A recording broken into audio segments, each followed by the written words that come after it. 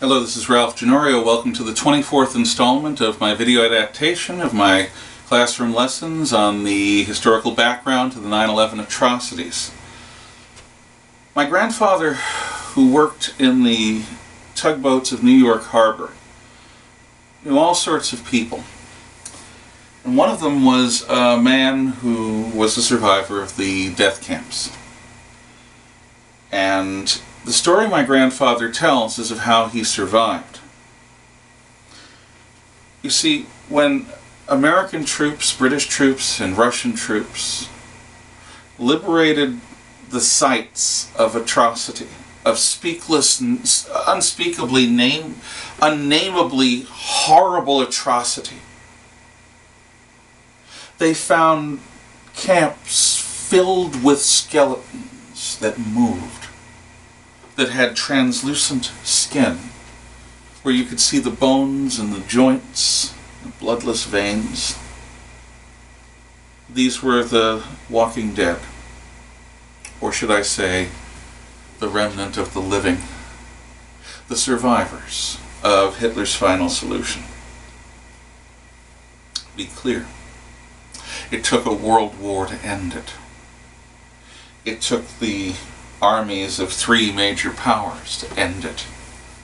It was not ended willingly, it was not ended through diplomacy, it was not ended through subtlety, it was ended with PPSH submachine guns wielded by Russian soldiers and Thompson submachine guns wielded by American soldiers, and Sten guns wielded by the British and our allies, of course.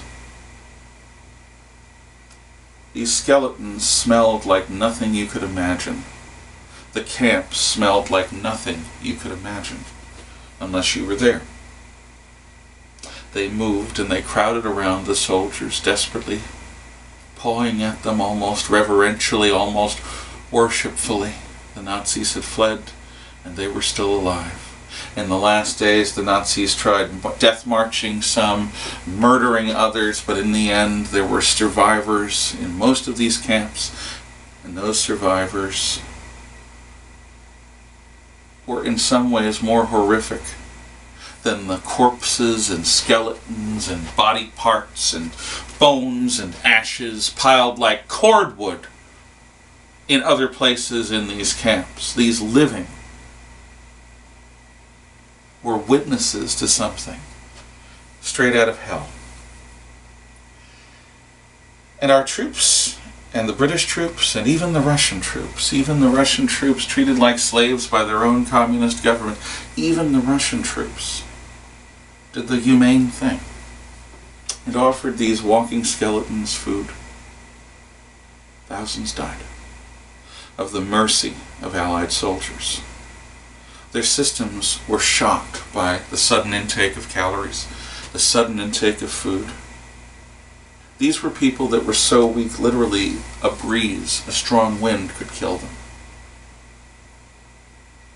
And so thousands died, all across Europe, right after liberation, of the mercy of the combat soldiers that saw this and said, this is worse than any battle I've ever been in.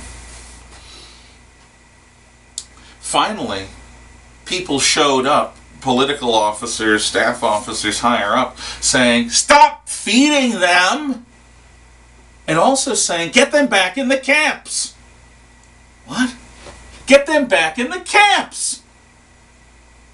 Are you nuts? Now! The fear was that nobody who wasn't there would believe it.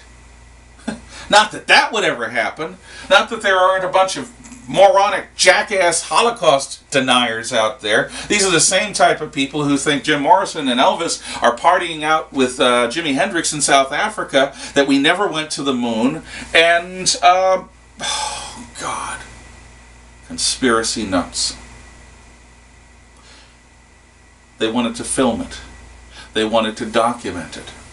They wanted to make sure that what happened was not forgotten, was not explained away as British propaganda, was not explained away at all. And so the horror show of American and British and Russian troops herding up concentration camp victims and survivors and keeping them there for a while, and not feeding them much food, played out. But it was the only way to keep them alive.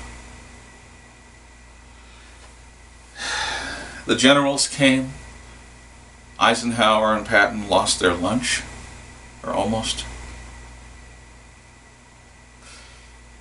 And then a decision was made, at least by General Eisenhower, that in the camps in Germany, and in close to Germany, the German civil population would be marched through those camps and would be ordered to clean them up.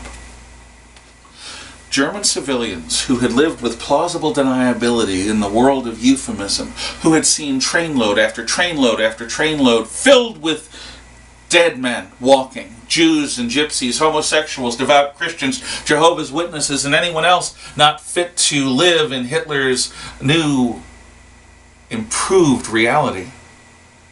And those same trains coming back hours later empty. And all that's there is a railhead at the end of the woods and a camp. What do you think happened to them? The opportunity to live in the lie that the Nazis encouraged the Germans to live in was stripped away by the Allies when they forced those civilians into those camps to see what had been done in their name.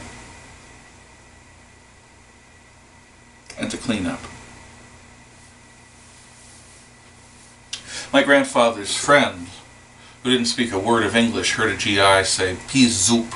Pea soup. He was ordering pea soup. He made reference to it. So for the first few months, whenever the man had an opportunity to get food, instead of ordering a ham sandwich or a poor boy or a cheeseburger, he ordered pea soup. And pea soup is easier on his delicate system than almost anything else. It was a soup, it was liquid, and it allowed him to slowly recover enough to take in real solid food. And it kept him alive and healthy when a lot of survivors, more than we'd like to admit, just ate themselves to death after having been starved to the point of being walking skeletons. The world sees the scale of the horror. And it's one of the things that prompts the Russians and the Americans to agree in the United Nations to the establishment of a Jewish state in Palestine. There were other things too. This was not a popular decision. Secretary of State Marshall, who to his credit was behind the Great Marshall Plan, was totally against the idea of America supporting the establishment of Israel because he knew it would alienate the Arab world against us, which it did. But President Truman, I think, had a better moral compass. He knew it was the right thing to do. After something like the final solution, how could Jews ever feel comfortable in anyone else's country ever again?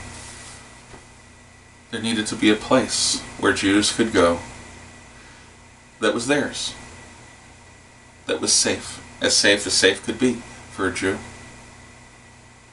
And that meant the Holy Land, it meant Israel.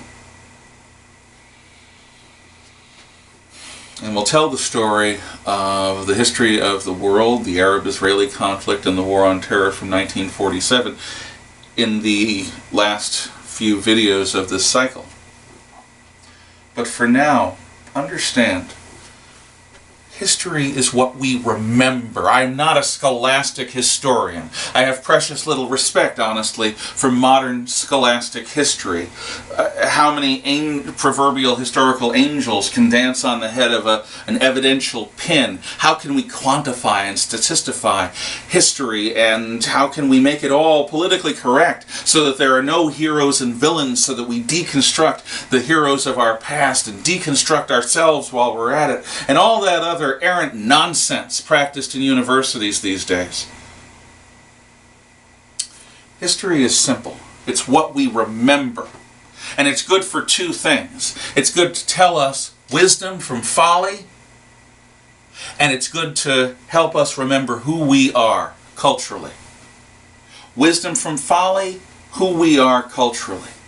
The broader culture that we're all born into, that we're all a part of. in the Spanish philosopher Jose Ortega y Gasset's words. You are yourself plus your circumstances. Well, my job as a history teacher, as a historian, is to remember those circumstances and to pass them on in an intelligible way to others so that they know who they are, who they were born to be, so that they can rebel against it and try to make it better, or so that they can be loyal to it. To introduce people to their cultural identity, their cultural heritage, their cultural selves. And it does tell us wisdom from folly, because people have been struggling with life from time immemorial to now, and history is the written record, not of what we might do, or theoretically in a utopian way could do, but what we actually do. And you can learn. There are certain things that tend to lead towards good conclusions and certain things that tend to lead towards disastrous conclusions. And if you want to avoid the disastrous ones predictably, maybe read history and see what actually happens. And history matters when people have it as a part of their living memory, and that means that human beings need to explain it to other human beings. The only place we've ever been outside of the Earth is Earth orbit and the Moon. Now, human craft are beyond the solar system, Voyager 1 and 2. Human probes have visited most of the bodies, the major bodies, the planetary bodies, including Pluto, in the solar system. But they're robot probes. They're not us. It takes us to explain to us what it's like to be on the moon. One small step for a man, one giant leap for mankind. That's what it takes for human beings to really understand, we've been there, baby. Look up at the moon and say, we've been there. What amazing things we can do when we put our minds to it. The antithesis of the Holocaust, the moonshots. And what lesson do we derive? What meaning can we take from horror and genocide and mass murder? What most people take is the simple two words, emphatic statement, never again. Never again will we allow something like this to happen. And those are wonderful words, and they are proud words, but unfortunately, the cupidity and corruptibility of human nature has made them a lie. Never again. Never again will the world sit by and watch a Holocaust happen. Right. Never again. Tell it to the people of Cambodia who were murdered, 1/3 of the nation's population, by the communist Khmer Rouge in the 1970s while the world sat back and watched. Tell it to the million or more South Vietnamese that were stupid enough to trust the United States, that were systematically murdered by the communist government of North Vietnam just because they had allied with us while we sat back and watched.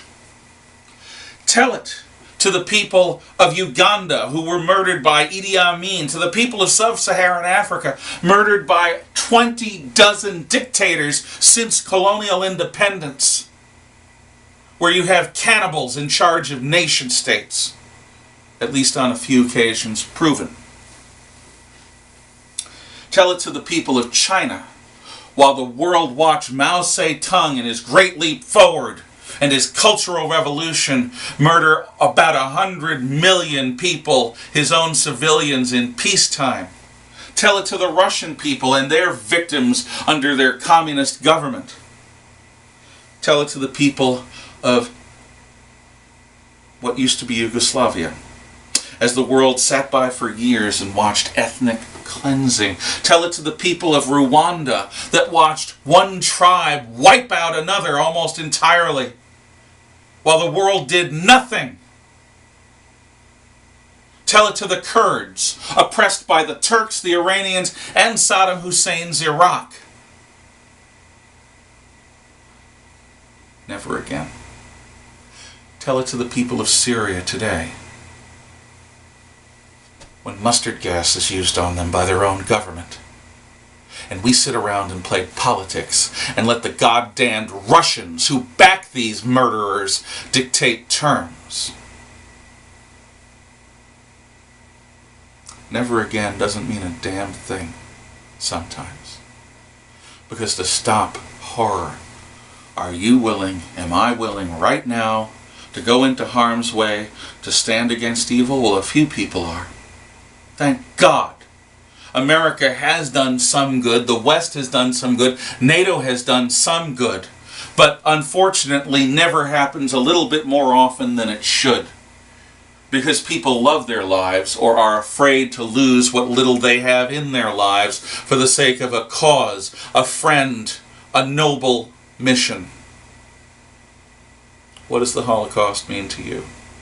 What does Syria mean to you? Are the problems of others truly not our concern? Or are we in some way, as the United States, as the West, duty-bound to try to save the world from its own evil nature and its own tyrants? Are we a Redeemer nation after all? Well, that's up to you. In future videos, the history of the Middle East and the world after the establishment of Israel in 1947. Think on it. Be well.